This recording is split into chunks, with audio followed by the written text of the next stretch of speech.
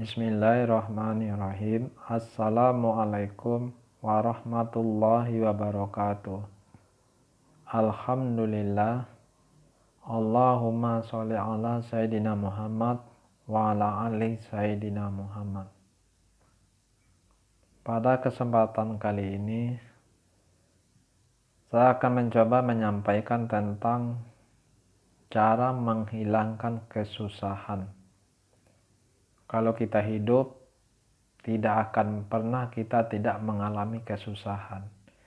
Tidak akan pernah kita tidak akan mengalami kegundahan, kegalauan, kecemasan, dan lain-lain bahasa yang lainnya. Ya, pasti kita akan pernah mengalami suatu saat. Setuju tidak setuju. Nah, bagaimana cara menghilangkan kesusahan ini? Menurut sebagian hukama atau orang yang dapat mengobati penyakit hati berkata, ada 3 hal yang dapat menghilangkan kecemasan. Pertama yaitu berzikir kepada Allah. Berzikir kepada Allah. Jadi untuk menghilangkan kecemasan, kita berzikir kepada Allah, kita ingat kepada Allah, kita menyebut nama Allah. Kita hadirkan Allah di dalam hati kita. Kita hadirkan Allah di dalam hati kita.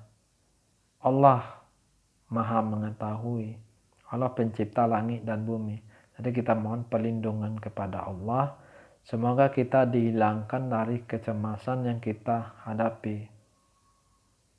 Kita mohon kepada Allah supaya Allah mengangkat kecemasan yang ada di dalam hati kita. Makanya ada yang memberikan nasihat, kalau kita ditimpa kecemasan, kita ditimpa kesusahan, atau kita ditimpa permasalahan, persoalan dan sebagainya, maka kita berdoa, ya Allah, hamba ikhlas menerima ini ujian darimu.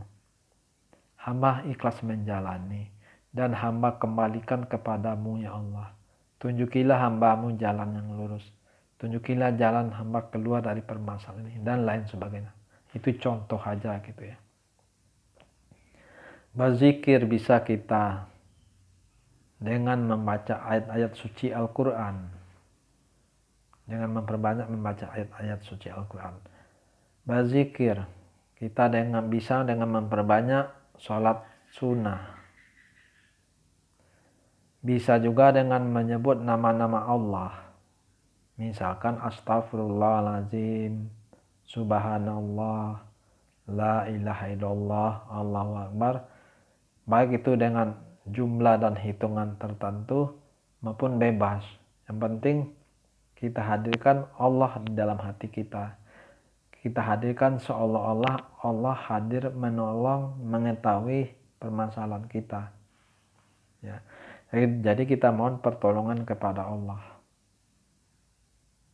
Jadi itu yang pertama, kita berzikir kepada Allah, kita ingat kepada Allah.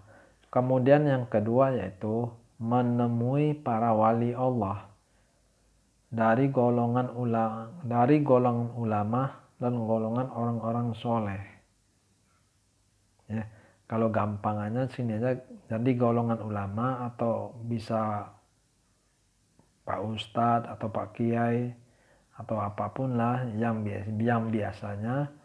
biasa didatangi untuk tempat orang mengadu atau tempat curhat bahasa sekarang untuk mencarikan solusi dari permasalahan, dari kesulitan hidup yang kita hadapi.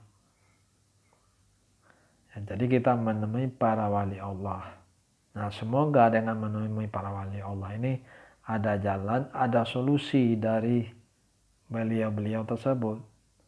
Nah, tapi yang perlu kita garis bawahi di sini adalah walaupun ada sekitar 1001 nasihat, tetap harus kita yang menjalani. Beliau-beliau atau para wali-wali Allah itu cuma orang yang memberikan jalan, nasihat. Nah, keputusannya tetap ada di tangan kita. Dengan tetap memohon pertolongan, petunjuk dari Allah. Kemudian yang ketiga yaitu mendengar nasihat orang yang bijak. Yakni orang yang bisa menunjukkan kebaikan yang dapat diraih dunia maupun di akhirat. dan dapat diraih di dunia maupun di akhirat. Hati-hati kita dalam apakah bahasa sekarang curhat gitu ya, mendengarkan nasihat dari orang lain. Kadang kita mencari orang lain untuk teman curhat untuk membantu kita dalam menyelesaikan permasalahan yang kita hadapi. Hati-hati, jangan sampai kita salah langkah. Justru kita bertemu dengan orang yang akan menyelewengkan kita. Ya mungkin niatannya awalnya baik, oh kamu sedang susah, atau yuk ikut saya. Ternyata malah kita mungkin dibawa ke maaf ya, atau ke klub malam atau minum-minuman keras, malah ke arah yang duniawi, bahkan narkoba dan sebagainya. Nauzubillah min dzalik. Jadi hati-hati di dalam memilih teman, dalam memilih orang yang akan kita jadikan tempat untuk minta nasihat. Nah, carilah orang yang bisa menunjukkan jalan kepada Allah. Carilah orang yang bisa mengajak kita semakin mendekatkan diri kepada Allah. Ya, jadi nggak usah aneh-aneh. Penting biasanya nggak banyak zikir kepada Allah. Nah, itulah yang kita ikuti.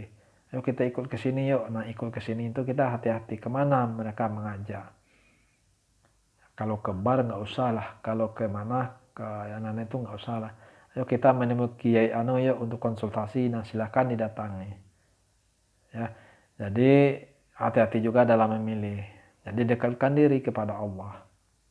Allah tempat meminta, ya. Hanya Allah yang kita sembah dan hanya kepada Allah kita minta pertolongan. Cuma jalannya mungkin berbeda. Semoga dalam mencari jalan untuk menghilangkan kesusahan ini kita menemukan jalan yang lurus, tidak menemui jalan yang berbelok-belok.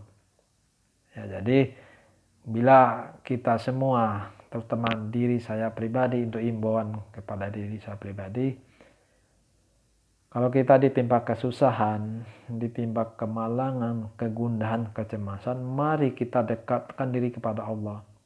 Apapun kondisi yang kita rasakan, bagaimana keadaan kita, kita zikir kepada Allah. Zikirnya kita kencangkan. La ilaha illallah, la ilaha illallah. Tiada Tuhan selain Allah. Semoga Allah mengangkat segala kesusahan kita. Ya, kita zikir la ilaha illallah bisa dengan jumlah hitungan tertentu, bisa juga dengan tidak menggunakan hitungan tertentu. Penting kita hadirkan Allah di dalam hati kita. Allah Maha mendengar, Allah Maha mengetahui keluh kesah kita. Kita kembalikan kepada Allah. Jadi cara menghilangkan kesusahan adalah yang pertama berzikir kepada Allah. Bisa dengan memperbanyak membaca Al-Quran, memperbanyak sholat sunnah, atau dengan menyebut nama-nama Allah. Subhanallah, alhamdulillah, Allah akbar, la ilaha illallah, dan lain sebagainya. Kemudian yang kedua itu menemui para wali Allah. Dari golongan ulama dan orang-orang yang soleh, yang taat ibadah. Kemudian yang ketiga, mendengarkan nasihat orang-orang yang bijak. Di sini hati-hati di dalam memilih teman, hati-hati di dalam memilih tempat curhat.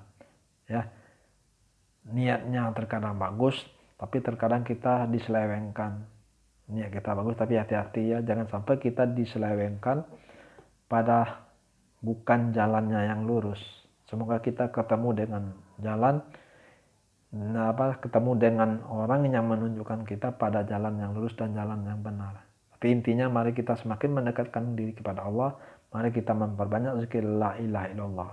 Hadirkan Allah di dalam hati kita.